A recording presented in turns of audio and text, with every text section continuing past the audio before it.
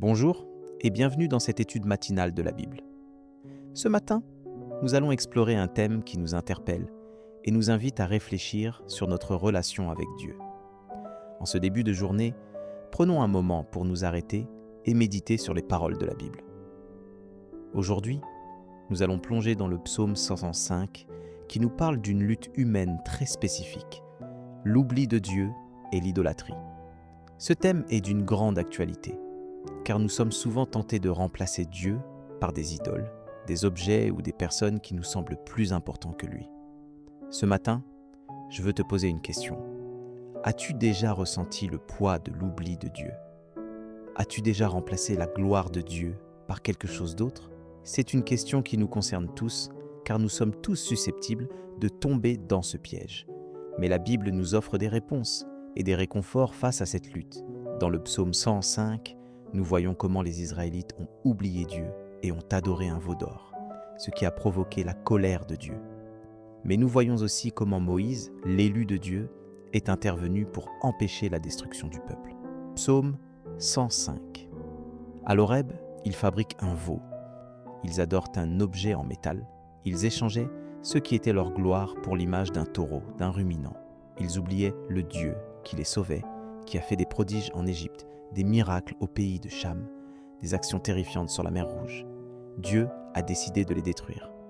C'est alors que Moïse, son élu, surgit sur la brèche, devant lui, pour empêcher que sa fureur les extermine. Ce passage nous montre comment l'oubli de Dieu peut avoir des conséquences graves, mais il nous montre aussi comment Dieu est prêt à pardonner et à sauver son peuple. En ce début de journée, prenons un moment pour réfléchir sur notre propre relation avec Dieu.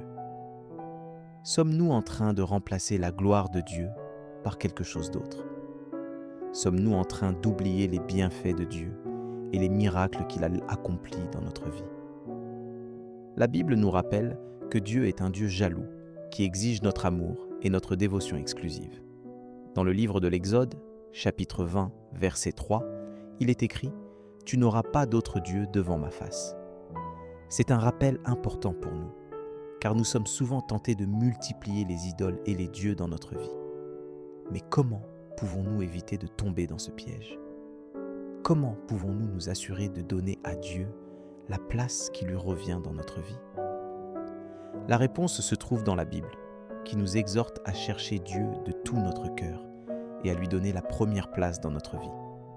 Dans le livre des Proverbes, chapitre 3, verset 6, il est écrit « Reconnais-le dans toutes tes voies, et il aplanira tes sentiers. » C'est un verset qui nous rappelle que Dieu est prêt à nous guider et à nous diriger, mais que nous devons le chercher de tout notre cœur.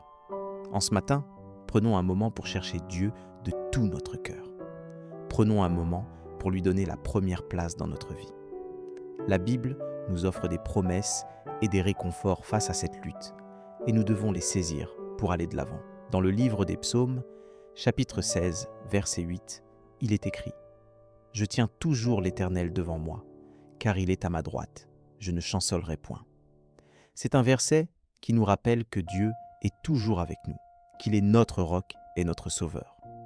Prenons un moment pour méditer sur ces paroles et pour chercher Dieu de tout notre cœur. Prenons un moment pour lui donner la première place dans notre vie. La Bible nous offre des réponses et des réconforts face à cette lutte, et nous devons les saisir pour aller de l'avant. En ce début de journée, je t'invite à prendre un moment pour réfléchir sur ta relation avec Dieu. Sommes-nous en train de remplacer la gloire de Dieu par quelque chose d'autre? Sommes-nous en train d'oublier les bienfaits de Dieu et les miracles qu'il a accomplis dans notre vie? Maintenant, prenons un moment pour prier et pour demander à Dieu de nous aider à lui donner la première place dans notre vie. Prenons un moment pour lui dire merci pour les bienfaits qu'il nous a accordés et pour les miracles qu'il a accomplis dans notre vie. Prenons un moment pour lui demander pardon pour avoir oublié sa gloire et pour avoir remplacé sa place par des idoles. Seigneur, nous te remercions pour ta parole qui nous guide et nous dirige. Nous te demandons pardon pour avoir oublié ta gloire et pour avoir remplacé ta place par des idoles. Nous te demandons de nous aider à te chercher de tout notre cœur et à te donner la première place dans notre vie. Seigneur, nous te remercions pour les bienfaits que tu nous as accordés et pour les miracles que tu as accomplis dans notre vie. Nous te demandons de nous aider à ne pas oublier ta gloire et à ne pas remplacer ta place par des idoles. Nous te demandons de nous donner la force et la protection spirituelle pour aller de l'avant et pour te servir de tout notre cœur. Seigneur, nous te remercions pour ta présence dans notre vie et pour ta parole qui nous guide et nous dirige. Nous te demandons de nous aider à te suivre de tout notre cœur et à te donner la première place dans notre vie. Seigneur, nous te remercions pour tout ce que tu as fait pour nous. Nous te demandons de nous aider à te servir de tout notre cœur et à te donner la première place dans notre vie. Nous te demandons de nous donner la force et la protection spirituelle pour aller de l'avant et pour te suivre de tout notre cœur. Seigneur, nous te remercions pour ta parole qui nous guide et nous dirige. Nous te demandons de nous aider à la suivre de tout notre cœur et à te donner la première place dans notre vie. Seigneur, nous te remercions pour ta présence dans notre vie et pour ta parole qui nous guide et nous dirige. Si cette prière a touché ton cœur, tape Amen dans les commentaires. Je prie que toute bénédiction de cette prière repose maintenant sur toi. Si tu as besoin d'une prière particulière, n'hésite pas à nous le dire dans les commentaires. Nous serons honorés de prier pour toi. Nous te donnons rendez-vous à 12h pour l'étude de l'Évangile du jour. Que la grâce et la paix de notre Seigneur Jésus-Christ soient avec toi. Amen.